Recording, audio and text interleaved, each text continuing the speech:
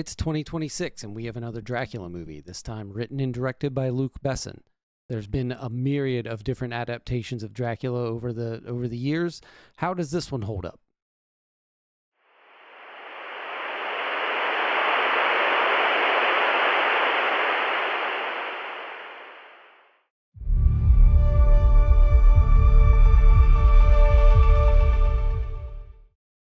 I have mixed feelings about this iteration of Dracula. There are things that Besson does in this film that I think are really interesting, but there are a lot of other things that I really did not care for that really kind of took me out of the experience. He seems to go out of his way to strip out any feeling of horror in this iteration and really centers his focus on the gothic romance, the longing of Dracula for his long-lost love as he spends centuries hunting down her reincarnated body. The film opens with Prince Vlad leading an army against the Ottomans. He makes a one-sided deal with God that he'll fight God's battles as long as he spares Vlad's wife. Unfortunately, she does meet an untimely end, and thus Vlad returns to the church and renounces God, thus becoming a vampire. Then we flash forward 400 years later.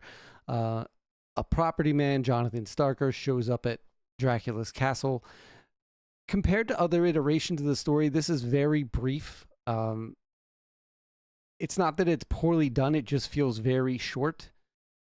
During this encounter, Dracula does regale Jonathan Starker with his sort of sob story of how he became who he is. During that conversation, he looks at Jonathan's locket that has a picture of his wife, Mina. And Dracula realizes this is it. This is the one he's been looking for all these years. So he keeps Jonathan trapped in the castle, and he leaves to go find this Mina and get back his long-lost love. Some of the good things about this story. Caleb Landry Jones, I think, does a good job as both Vlad and as Dracula. He really captures that longing, that heartbreak, that centuries-old heartbreak of hunting for his wife for all this time, his long-lost love. He does a good job capturing that. There's no Van Helsing necessarily in this film. However, there is a character only credited as Priest, played by Christoph Waltz. And this is an entertaining character. He brings a little levity. I don't know if it was intended to be a little more campy.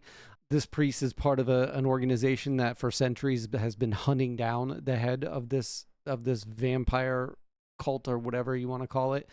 He doesn't necessarily know it's Dracula, but he knows there's a head, and he's been researching with this organization. So he's been on the hunt for Dracula for a long time, and he does an okay job.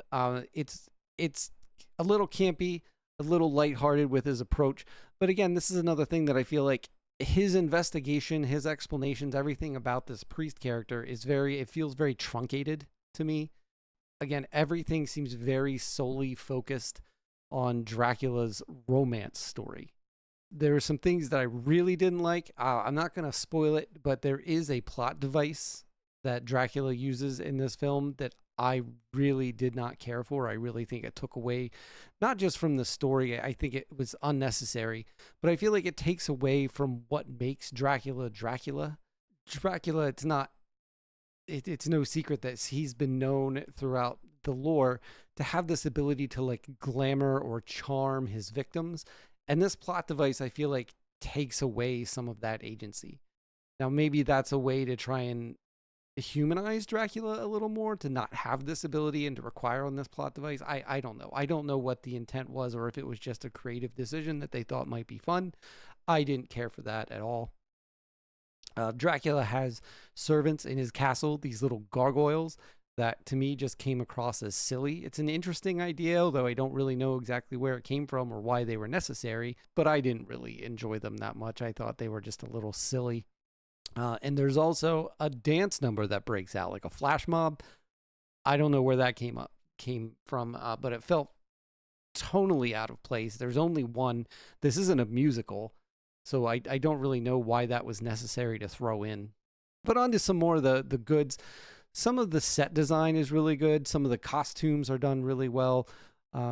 Most of the acting is fine. It ranges from serviceable to pretty good. All in all, there's enough here that I was never really bored, but I was never really thoroughly engaged either. And leaving the movie, I couldn't help but feel a bit unsatisfied. Like the story was fine, it was told fine for what they were going for. Maybe it just wasn't what I was looking for from a new Dracula. This is one that if you were to ask, I would definitely recommend wait till it comes out on streaming. I wouldn't recommend anyone spend money on an overpriced movie ticket to see this one. But let me know, what do you think? Did you see this? Did you even know there was a new Dracula coming out? Like me, did you already spend money on an overpriced ticket to see it? Let me know in the comments, and I will catch you next time.